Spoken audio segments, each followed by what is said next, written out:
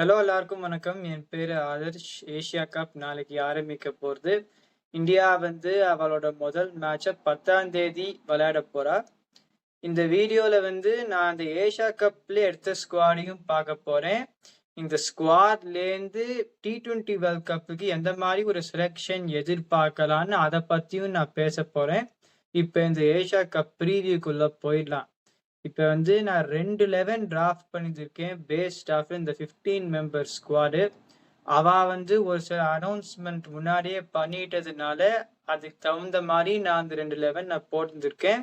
முதல் 11 எப்படி போகும்னா Abhishek Sharma and vice captain Shubman Gill to open, Sanju Samson number 3, Suryakumar Yadav 4, Hardik Pandya 5, Rinku Singh number 6, Axar Patel number 7, Kuldeep Yadav 8, Bumrah 9, Arshdeep Singh 10, Varun Chakravarthy number 11. யார நான் விட்டுருந்திருக்கேன்னா இப்ப இந்த ஸ்குவாட் படி சுப்மான் கில்ல வைஸ் கேப்டன்னா போட்டது வந்து எந்த மாதிரி ஒரு how it has really alter the team காம்பினேஷன்னா, சஞ்சு சாம்சன் வந்து சவுத் ஆப்பிரிக்கால போய் அந்த சீரீஸ் 2 செஞ்சுரி அடிச்சார். அந்த ஃபைனல் T20 அகேன்ஸ்ட் பங்களாதேஷ்ல கூட ஒரு செஞ்சுரி அடிச்சார். அப்புறமா அந்த இங்கிலாந்து டூர்ல 5 ஃபெயிலியர், ஐபிஎல்ல இன்ஜுரி. இந்த கேரளா பிரீமியர் லீக்ல வந்து அவர் ஒரு தடவை நம்பர் 5 என்னமோ இறங்கினார். அவருக்கு அப்ப பேட்ல பரல. அவரோட எல்லாமே அந்த சப்ஸ்டான்ஷியல் இன்னிங்ஸ் வந்து ஓப்பனிங் இறங்கி ஒரு 89 ஒரு 120 அடிச்சாருன்னு நினைக்கிறேன். ஓப்பனிங் இறங்கி தான் அந்த இன்னிங்ஸ் வந்திருக்கு. ஸோ அவருக்கு backup Jitesh Sharma also. So Shubman Gill vice captain is a lock-in selection and Sanju Samson would have opened. Sanju சாம்சனோட backup is someone who is a finisher. So அதுவும் எனக்கு புரியல. அதனால திலக் வர்மா நம்பர் 3ல அவர் எவ்வளோ நாளா பண்ணிட்டு இருந்தார். he would not be finding a place in the team. இப்ப சஞ்சு சாம்சன் நம்பர் 3ல விளையாடினா திலக் வர்மா வந்து வேற எங்கேயாவது நுழைக்க பார்த்தா அது அவுட் ஆஃப் பொசிஷனா ஆயிடும். அன்பார்ச்சுனேட்லி அவர் வெளியில உட்காந்து தான் ஆனும். இப்ப வந்து நம்பர் 6ல Rinku Singh. One of Rinku Singh or Jitesh Sharma. எனக்கு பொறுத்த வரைக்கும் சஞ்சு சாம்சனும் ஜிதேஷ் சர்மாவும் ஒரே 11ல விளையாட மாட்டா.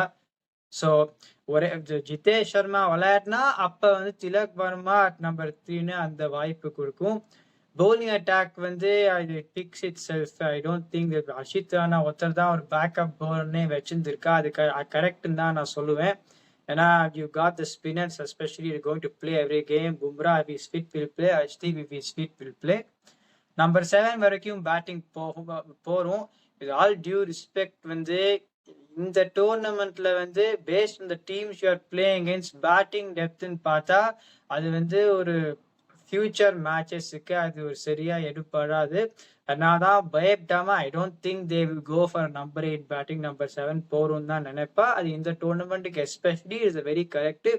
பொதுவாகவே with the resources that India have in the number 8 batting பார்க்க வேண்டாம். we'll have to see how they do in the future. இந்த டோர்னமெண்ட் கண்டிப்பா 7 பேட்ஸ்மேனோட தான் போவா.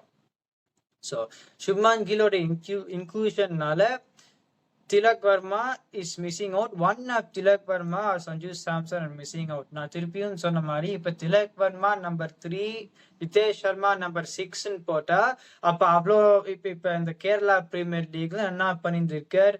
அந்த இங்கிலாந்து சீரீஸுக்கு முன்னாடி ஒரு 2 சீரீஸ்ல ஒரு 300 அடிச்சிருந்த Sanju Samson. Tilak Varma also score 2 consecutive 100s against south Africa. South ஆப்பிரிக்காங்கும் போது இது ஒரு மாதிரி குழப்பி விட்ட மாதிரி இருக்கு. இப்ப சுப்மான் கில் வந்து அந்த இங்கிலாந்து சீரீஸ்க்கு அப்புறமா அடுத்த கேப்டன் அதான் பாக்குறான்னு அது தெரியறது. ஓடிஏலுமே அடுத்த கேப்டன். இப்ப சூரியகுமார் அதை வந்து ஒரு 34-35 வயசு ஆறுதுன்னு நினைக்கிறேன்.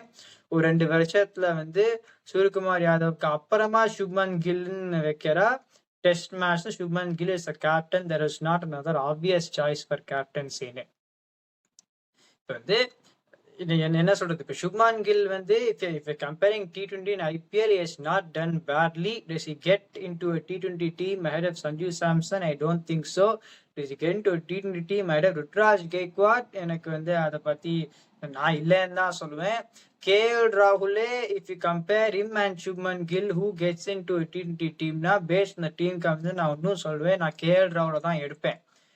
இப்போ கேஎல் ராவ்லே when you had a Sanju Samson, Yashasvi Jaiswal, Abhishek சர்மானா இப்போ வந்து is it sure shot that KL Rahul will ஸ்டார்ட்னா நோ. அந்த கேஸ்ல வந்து எதுக்காக சுப்மான் கில் எடுத்துட்டு வந்திருக்கா ஜஸ்ட் பிகாஸ் அந்த 2-2 இன் இங்கிலாந்து தான் எடுத்துட்டு வந்திருக்கான்னு எனக்கு என்னமோ இருக்கு.